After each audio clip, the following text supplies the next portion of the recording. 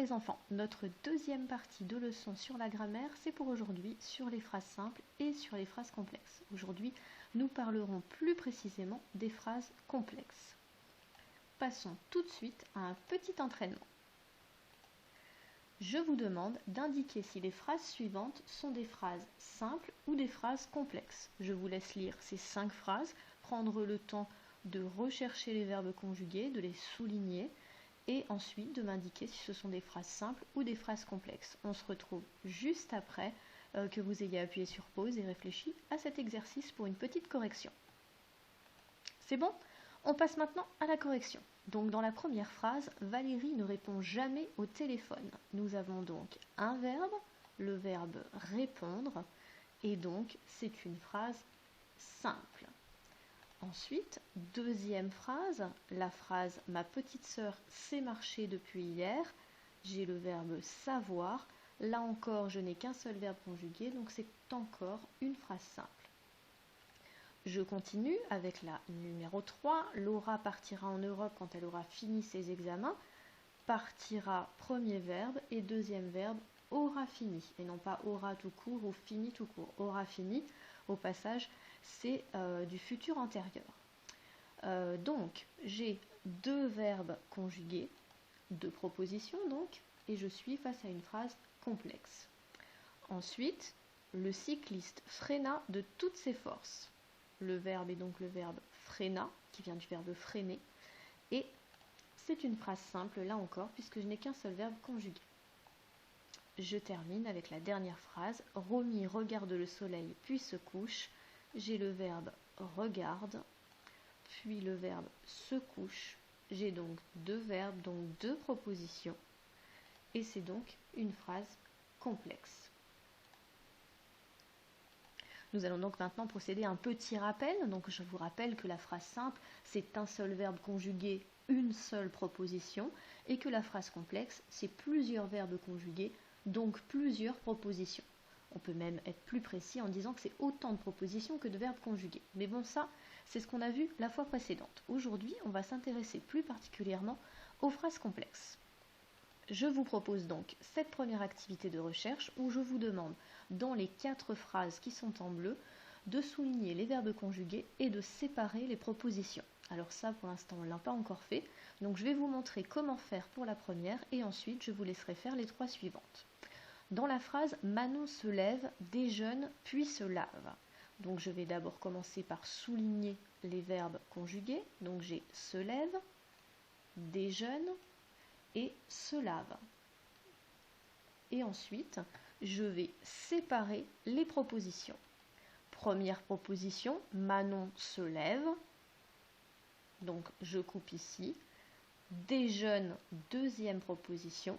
Et la troisième proposition, puis se lave. À présent, je vous laisse réfléchir tout seul aux 3 phrases qui restent et on se retrouve juste après pour la correction. C'est bon, tu as terminé ? Donc, dans la deuxième phrase, le chien semblait dormir, mais il ne dormait que d'un œil. Donc, nous avons le verbe sembler et le verbe dormir. Et si je sépare mes propositions, la première proposition est le chien semblait dormir. Deuxième proposition, mais il ne dormait que d'un œil. Je continue avec la troisième phrase. Je suis embêtée car mon vélo ne roule plus. Donc, premier verbe suis, deuxième verbe roule. Et ensuite, je sépare mes 2 propositions. Je suis embêtée, première proposition. Et deuxième proposition, car mon vélo ne roule plus. Dernière phrase, il faut se dépêcher de rentrer, la nuit tombe vite. Donc, premier verbe faut et deuxième verbe tombe. J'ai encore 2 propositions. Il faut se dépêcher de rentrer, première proposition. Et la deuxième proposition, la nuit tombe vite. Nouvelle activité de recherche maintenant. Je vais vous demander ces 4 phrases de les observer, de repérer les verbes conjugués et encore une fois de séparer les propositions pour me montrer que vous avez bien compris et ensuite on va approfondir cette partie-là.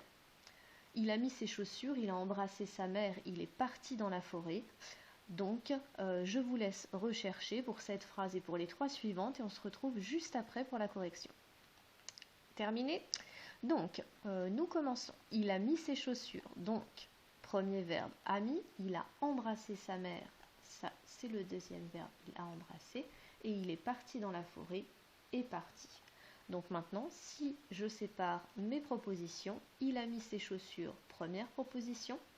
Il a embrassé sa mère, pardon. Deuxième proposition. Il est parti dans la forêt. Troisième proposition. Pour ces 3 propositions, je vais observer comment sont séparées ces propositions entre elles. Il a mis ses chaussures, il a embrassé sa mère, il est parti dans la forêt. Le lien entre la première et la deuxième proposition, c'est cette virgule.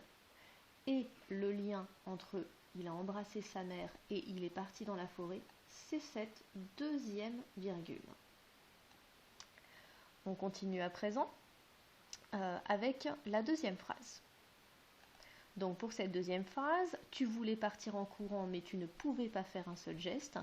Donc les verbes étaient donc voulait et pouvait et on séparait après tu voulais partir en courant qui était la première proposition mais tu ne pouvais pas faire un seul geste, deuxième proposition.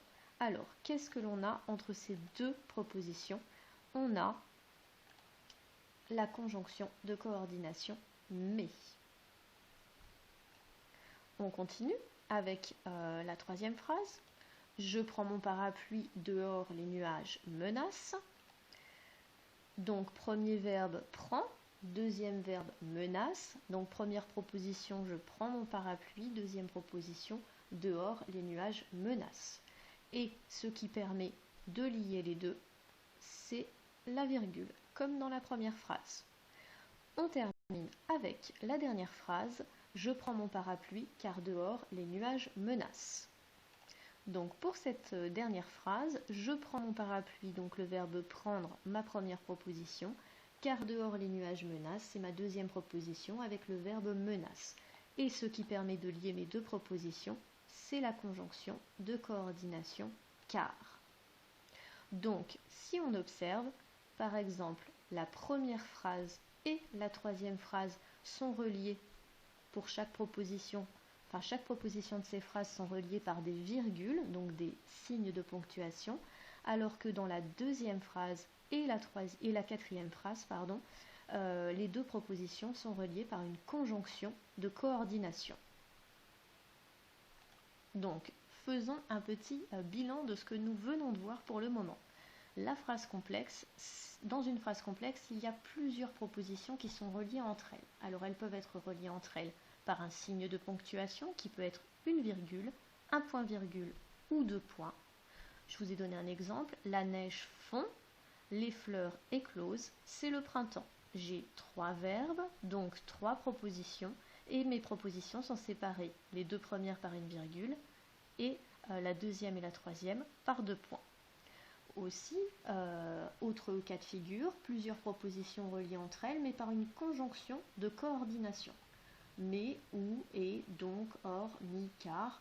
Voilà, vous les connaissez puisque c'est un moyen mnémotechnique de s'en souvenir, mais où, et, donc, or, ni, car.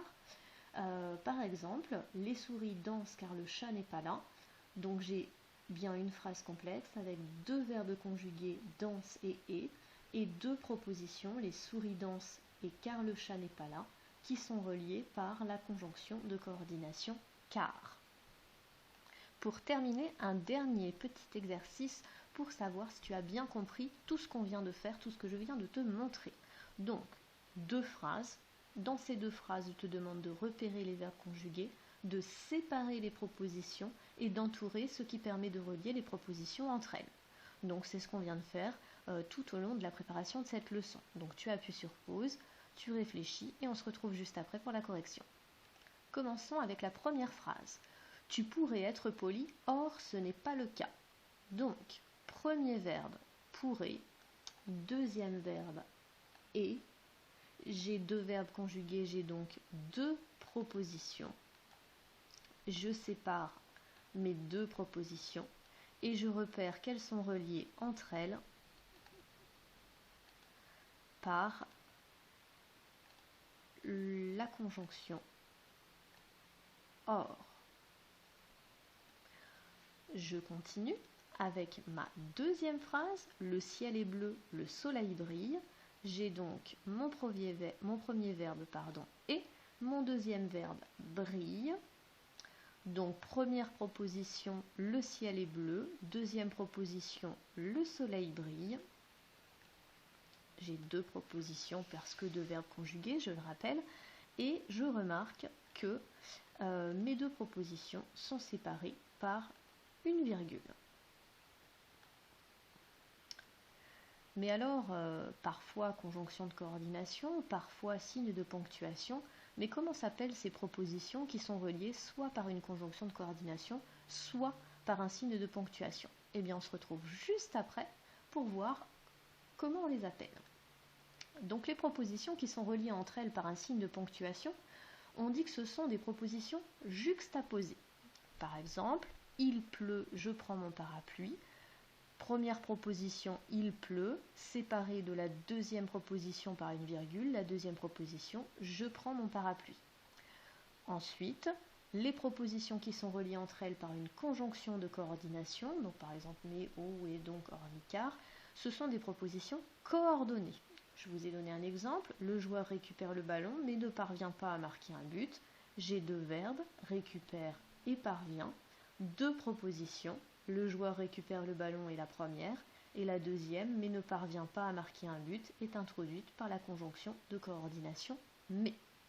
Donc, ce que je veux que vous vous souveniez aujourd'hui, c'est que il y a des propositions juxtaposées, c'est-à-dire qu'elles sont séparées par une virgule, deux points ou point-virgule, et qu'il y a des propositions coordonnées qui sont reliées entre elles par une conjonction de coordination. Alors maintenant, au travail, vous avez quelques exercices à faire et n'hésitez pas à m'envoyer votre travail pour que je le corrige et que je vois comment vous travaillez bien. À très bientôt à tous. Au revoir.